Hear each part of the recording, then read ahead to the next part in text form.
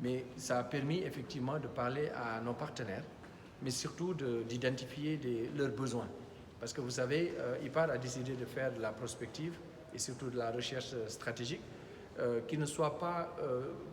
sortie simplement de la réflexion des chercheurs,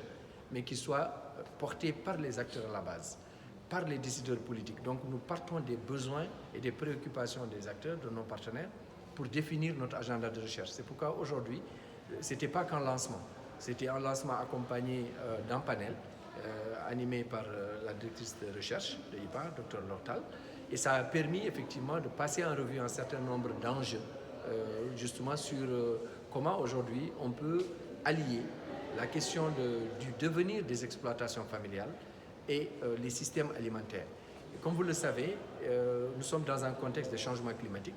dans un contexte où on a besoin aujourd'hui de réaffirmer notre souveraineté, mais surtout comment créer des emplois, parce que vous savez que si aujourd'hui la jeunesse africaine ne trouve pas de l'emploi, cela peut être source de conflits et source de tensions. C'est pourquoi nous sommes conscients de ces enjeux et nous avons voulu centrer notre plan stratégique pour que ça soit un plan qui est à l'écoute des demandes, mais surtout qui soit aussi proactif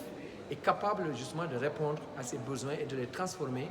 en éléments de décision politique, mais aussi en accompagnement des acteurs du secteur privé pour qu'ils puissent avoir plus de courage à investir parfois, parce que souvent c'est pas simple, parce qu'ils sont très regardants sur l'impact de leur investissement, mais surtout sur le retour sur investissement. Mais on se rend compte que si aujourd'hui il n'y a pas vraiment une sorte de joint venture entre l'État, le secteur privé, la société civile, les communautés, il y a des risques qu'un des partenaires soit gagnant au détriment des autres. Et comme nous essayons de promouvoir des modèles gagnant-gagnant, nous essayons de voir quels sont les modèles retenus en matière scientifique et voir comment accompagner les acteurs pour qu'il y ait un dialogue multi-acteurs qui soit en tout cas capable de générer des résultats